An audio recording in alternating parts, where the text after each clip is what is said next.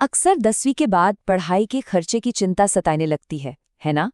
अगर ऐसा है तो ये जानकारी सीधे आपके काम की है। आज हम बिहार पोस्ट मैट्रिक स्कॉलरशिप की पूरी प्रक्रिया को एकदम आसान भाषा में समझने वाले हैं। तो चलिए फटाफट शुरू करते हैं। हम एक एक करके इन सभी बातों को जानेंगे, मतलब पीएमएस क्या है से लेकर अप्लाई करने के बाद क्या करना है, सब कुछ, ताकि कोई भी कंफ्यूजन बाकी ना रहे। तो सबसे पहले आइए ये समझते हैं कि आखिर ये पोस्ट मैट्रिक स्कॉलरशिप, जिसे पीएमएस भी कहते हैं, है क्या चीज़। देखिए, हम सब जानते हैं कि 10वीं के बाद की पढ़ाई का खर्चा उठाना कई परिवारों के लिए एक बड़ी चुनौती होती है और इसी वजह से न जाने कितने होनहार स्टूडेंट्स को अपने सपने छोड़ने पड़ते हैं। बस इसी मुश्किल को दूर करने के लिए ये स्कॉलरशिप एक बहुत बड़ी उम्मीद बनकर सामने आती है। तो सीधी सी बात यह है कि ये सरकार की तरफ से दी जाने वाली एक आर्थिक मदद है। मतलब बिहार सरकार ये चाहती है कि राज्य के छात्र छात्राएं बिना पैसों की चिंता के आराम से 11वीं 12वीं कॉलेज या फिर कोई भी प्रोफेशनल कोर्स जैसे आईटीआई या बीटेक कर सके। ठीक है, ये तो समझ आ गया कि स्कॉलरशिप क्या है। अब अगला सबसे बड़ा सवाल, इसके लिए कौन-कौन अप्लाई कर सकता है? चलिए इसकी एलिजिबिलिटी को समझते हैं। ये स्कॉलरशिप खास तौर पर इन समुदायों के स्टूडेंट्स के लिए है, ताकि उन्हें भी पढ़ाई और आगे बढ़ने के बराबर मौके मिल सकें और कोई भी सिर्फ इसलिए पीछे ना रह जाए क्योंकि उसे सही सपोर्ट नहीं मिला। यहाँ ये बात बिल्कुल साफ होनी चाहिए कि इस योजना के जो मौजूदा नियम हैं, उनके मुताबिक जनरल कैटेगरी के स्टूडेंट्स इस खास स्कॉलरशिप के लिए अप्लाई नहीं कर सकते हैं।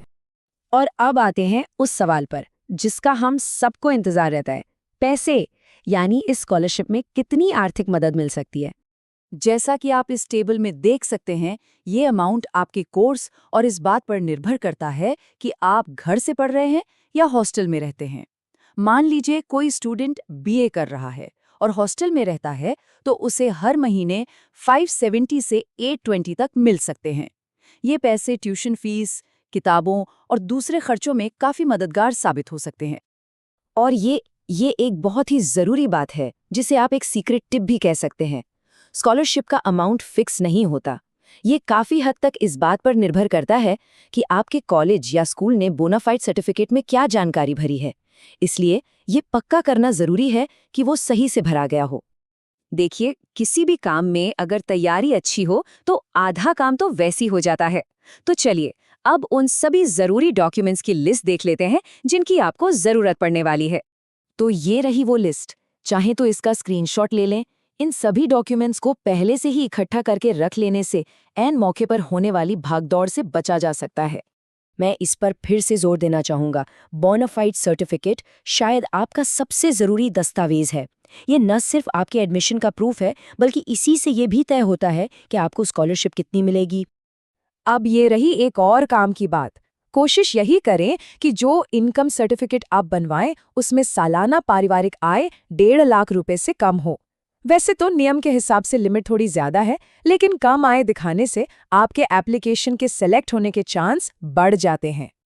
तो जब सारे डॉक्यूमेंट्स रेडी हो जाएं, तो अगला स्टेप है ऑनलाइन पोर्टल पर जाकर एप्लीकेशन सबमिट करना।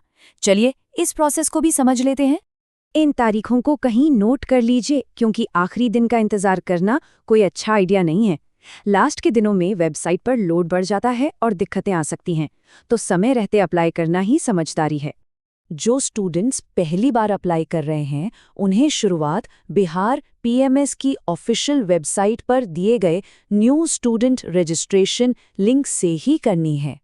और हाँ, अगर आपके एप्लीकेशन का स्टेटस डिफेक्टेड दिखा रहा है तो घबराने की कोई बात नहीं है। इसका मतलब ये नहीं कि आपका फॉर्म रिजेक्ट हो गया है। ये बस एक मौका है कि आप अपनी गलती को सुधारकर फॉर्म दोबारा जमा कर दें। ये एक टेक्निकल स्टेप है, लेकिन बहुत ज़रूरी है। स्कॉलरशिप का पैसा सीधा आपके बैंक अकाउंट में आएगा, लेकिन उसके लिए आपका अकाउंट आधार से लिंक्ड यानी सीड होना चाहिए। ये काम आप अपने बैंक जाकर आसानी से करवा सकते हैं। चलिए, मान लिया कि एप्लीकेशन सबमिट हो गया, तो क्या काम खत्म? जी नहीं, इसके बाद भी कुछ जरूरी बातें हैं जिनका ध्यान रखना होता है। तो बस याद रखें, आपका काम सिर्फ फॉर्म भरने पर खत्म नहीं होता। आपको लगातार अपने एप्लीकेशन का स्टेटस चेक करते रहना है, सारे ओरिजिनल कागजात संभाल कर रखने हैं और ये भी पक्का करना है कि आपका बैंक अकाउंट एक्टिव रहे। ये पूरी प्रक्रिया हमें एक बड़ी बात सिखाती है।